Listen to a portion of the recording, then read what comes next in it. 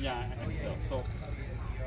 So the first thing is with angle of attack, right? So in our first lesson, we do angle of attack one-on-one, right? But typically, when you're fighting multiple opponents, you don't get like a straight one-on-one. You move like on per side a little bit more. Demonstration purposes. So what typically ends up happening is, like, let's say the two of you are trying to get on me. I'll be placed where you'll try and square out the side. Your goal typically will be to move straight side to side, so that you have to fight on opposite directions. This means my line of attack basically can't pick either. So we create a triangle. I move back out, so that your angle is this way, and then you're coming in at an angle.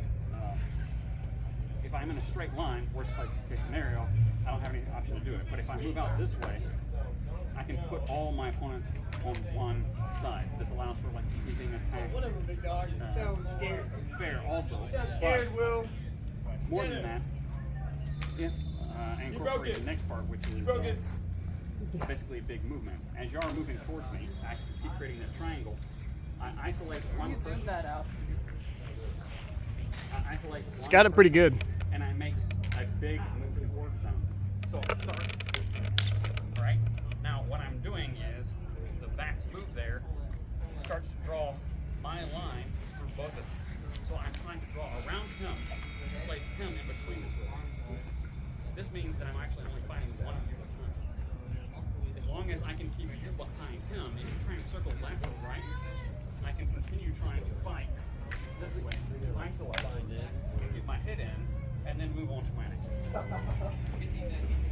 So that is partly to say your first objective when fighting multiple enemies is try and isolate fight one at a time.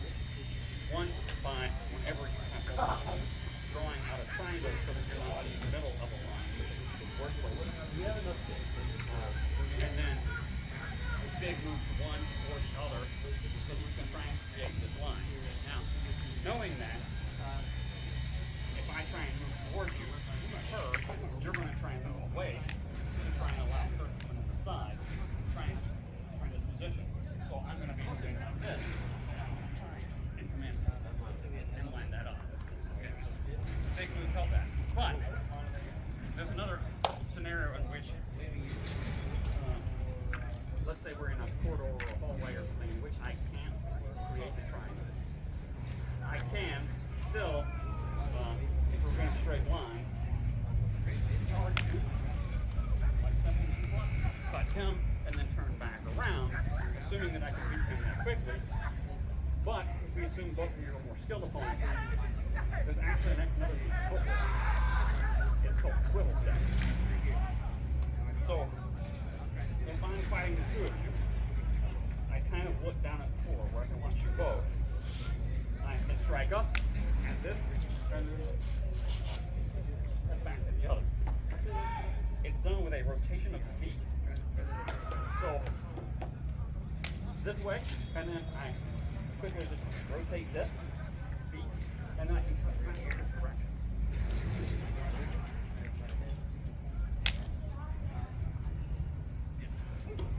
It allows you to cut in two opposite directions with efficiency. It's not big, broad swings. They're mostly under overcuts. One, because the idea is that it's more fight, but also in the efficiency of movement. If I try and do a big, broad swing this way, I have this long exposure time on my back, I'm telegraphing that move, and it's a slower movement. If I instead do this, I'm able to cut back with more efficiency of a cut and parry a strike at multiple points faster. Now this idea of fighting is only good against two directions, such as a corridor or two opponents. As soon as I enter a third opponent in, I have to result in sweeping strikes. But that's actually less efficient. So if I'm fighting three or more people, I end up having to do these broad. That's if you're 10 more move cut. Not even so.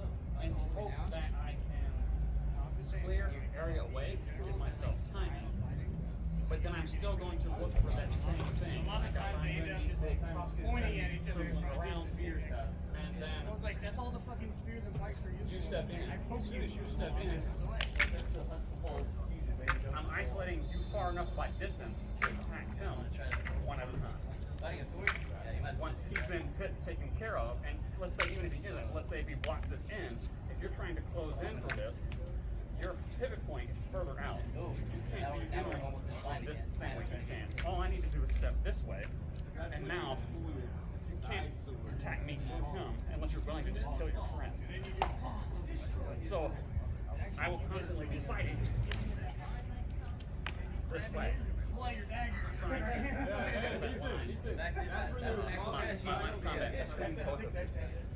So that only one of you is actually fighting it. You're getting hang of it now. You see that it tires me out, but there's more to it than that. Yeah. So that covers with 1, 2. For the sweeping attack, there's a little bit more with the idea that you can conserve energy with a long circling attack and also with bigger weapons. So in the case that I have a bigger weapon, I'm doing these sweeping attacks. I even do, when I did even the swivel stuff, where I'm switching my toe to convert into the swing, they're not cuts to the point, ever. Because I need whatever cut I deliver to carry into the next cut without creating a stop, because that stop is time I don't have. So I continue cutting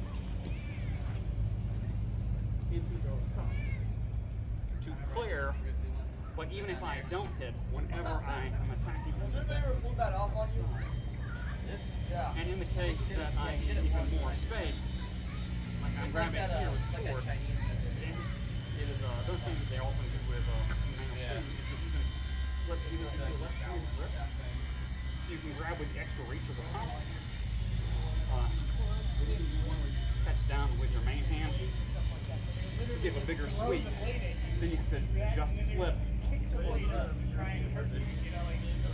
little bit risky because you could risk like your hand getting loose or whatever, but we all know that when you're fighting with the length of the sword and measure,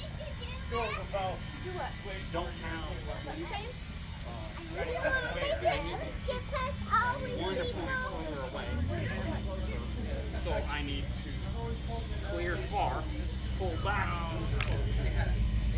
isolate that opponent, and then hopefully maneuver around before you can get there to take advantage of my back. Oh man, I'm gonna give you That's where the Guantante is pretty successful in the Tetra clear zone. And if you grab like the hilt of that thing and swing it, you pretty much guaranteed that people are going to stay further out. The not cutting to the point, the thrusting to the point, but swinging means I don't have larger clear areas. It also means I can conserve energy because y'all go and take breaks, harrying me one at a time to wear me down. Where I can't do that, I will be constantly under threat. If anything, with multiple opponents attacking the same person, you're going to want to try and divide that line, and you're going to want to take turns attacking to some degree in order to try and make me forget about the other opponent. Expose my back for long enough that you can move in and get like a thrust in. It's definitely fun to watch. Even like for blocking, anytime I don't want to bind into a block. That's definitely not fun. I don't have the time for that. You get hit once, you're like, I'm done. And then move on. It needs to be basically just a quick hard parry and then ready to reset so that I can strike at another opponent and then move back in. Right? If I ever get caught in a bind, I'm pretty much dead.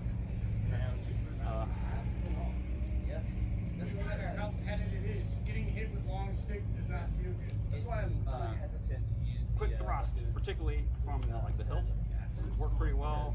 Axe strike, whenever you do them, it's a I've done the axe save thrust, time momentum. it hurts. And then And last thing update you fucking can do hurts. is swivel step. Yeah. So No, the biggest thing, actually, like most of that's scary to conceptual. start with. The biggest thing I was like, neat that they have them. I'm good. Yeah, no, because Dan runs a fucking axe class. It's like the you get the idea of clearing areas Yeah. of swinging. You miss people. You get the idea of And like it's the hard scary concept smart. of creating the triangle. Like, because you and the other guy are both scared. You can't lock blades. You get the chance of Like it's very standard. position or wasting Dan hit me in the leg one time with an arming sword. But and it swivel still step. hurts like a month later. I wake up and I was like, With I me in the middle swung, here? What the fuck? And I was thinking about it. And I was like, that's where Dan hit. So me. essentially That you was find your like 2 footwork. months ago, and it's still not like good. And then when you're going to cut moving both your toes in the same direction.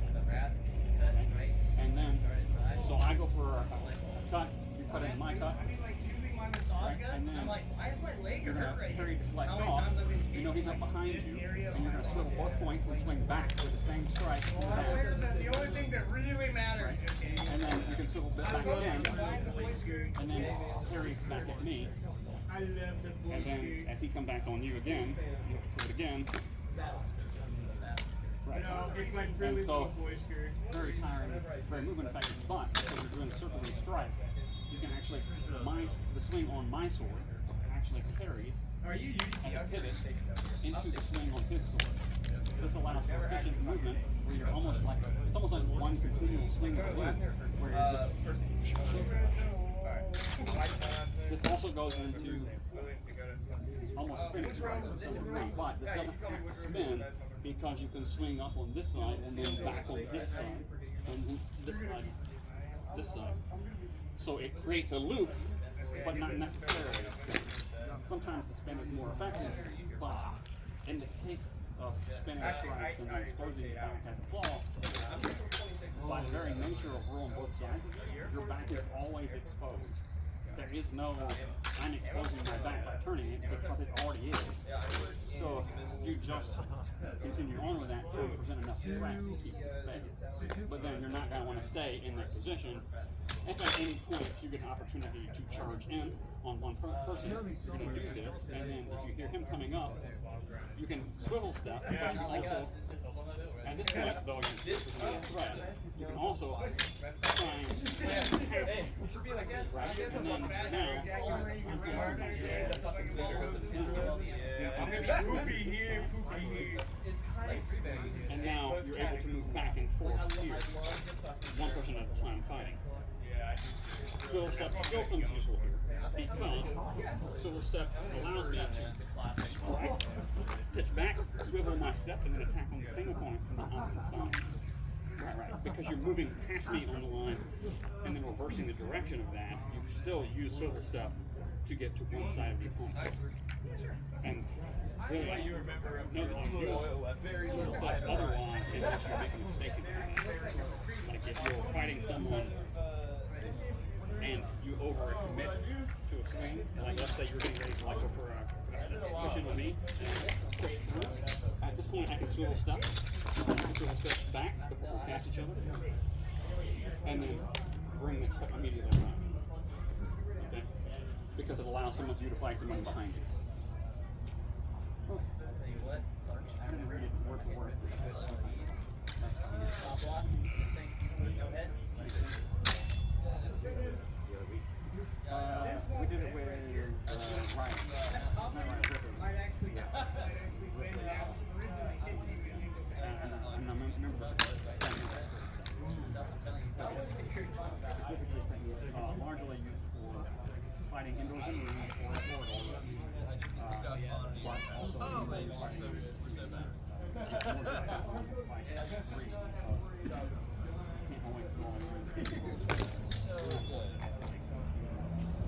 No, I see him every now and then, and I'm like, neat, as it flies overhead. Like, that's the best part. As I go,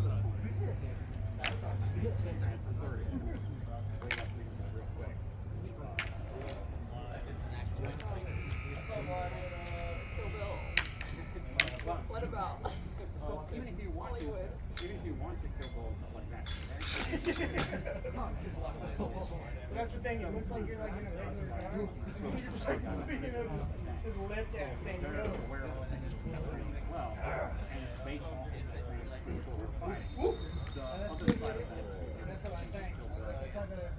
I mean, I thought you were stopping. that's one thing too. It's like if you're doing it like this though, it's more like instead of if you have slightly less base, but you have Only ask that you you're grabbing like this, strike it straight down. Well, Like you're not aiming centered mass, you're aiming low. Yeah, sure. So even if you don't hit that hard, you'll be hitting see the person. pretty close. You'll be hitting an area where it matters. He was really polite on the guy who waited his time chatting with his back until he was finished. And just like with his walk about back. Now, to be clear, you can actually block with your back if you know a shot is coming. And I don't really put this into the class because I would rather you turn to face your opponent. You are fucking happy. Put some pretty but the same idea is that it's a continual swing, right? So if you're swinging and I block and I can see it in my corner eye that he's getting ready to swing, I can do this. You can block in and I can do it. But I need that peripheral to know that distance. I've actually pulled it off maybe just once. In a training fighting, where I heard the guy behind me, and I knew he was coming from overhead swing, so I parried the straight side. I went up with a block like this behind my back, and he cut sideways across the back, and then I flipped the sword into the stomach. But that's of all the multiple fights I've ever had. Basically just run into you. I would say, generally speaking, you're better parrying the blade and then coming to the cut. But even then, you getting in the range is so. The triangle's got to try and create the triangle and space away because if I don't get it just perfect, I'm not ready to attack back. And if he finds my blade behind my back, it's also stuck. Then I'm exposing If he has the accent, it does catch my leg. So It's not good stuff. I'm just saying, this is already just battle. Better. If there was a way to win, I would have to. in a unique circumstance, see that you can actually block behind the back is better than taking the hit. You know what I mean? Just that it's not ideal. And I think you're trying to pull out. Oh, he ran away now. I can actually strike through this way. Go fuck me. The opponent. But if I have like a block shot like this, What can I do against this? I know what I can do. it's a you got stronger leverage here, and then I might be able to pull this way. That actually might be. You should still be able to do that on the throwing the rep away. The thing that makes the rack catch work is because the spring is so hard, it tends to displace the opponent's weapon. So any of the other back fences, you would have to be exceptionally good and your opponent's exceptionally bad for them not to realize that you're providing them an opportunity and for you to be able to throw an ass lock in just the right place to do it. In which case, I think you're better off stop trying to trade the triangle, trying to get away from being in line and move to the outside. Again, like I say, that works better with two opponents. I can totally believe any skilled sportsman fighting off any opponent, even other skilled sportsmen, as long as I can keep up with my skill. Even with our, like, let's say I fight green bands at the same time. If we do two and one, if I get that line in place, my chance of winning against each one of you individually is the same as it normally is, except for whether you'll manage to harass me and parry me until I'm tired. I mean, I've been here since 9. As long as I can keep my energy up and I've had good training and stuff like that, I pair up one-on-one, it's the same fight. I'm just immediately Wake up fight someone. at 9:30 after the night. As far as After my 20th birthday? Hell no. Happy birthday, first of all. Yeah, That's and the same inverse. Like if, I don't feel say it. me and William were fighting 2-on-1 time, you divide us up, it goes in line, Gotta make that shit. you beat one of us, you want to be the other one. Again, happy birthday. Sign for Hopefully I'll be here another week. you in there, and suddenly you're trying to do a three-man triangle, you're going to have a hard time. That all makes sense? I know I killed the horse with a needle shot. I buried it a little bit. It just my name.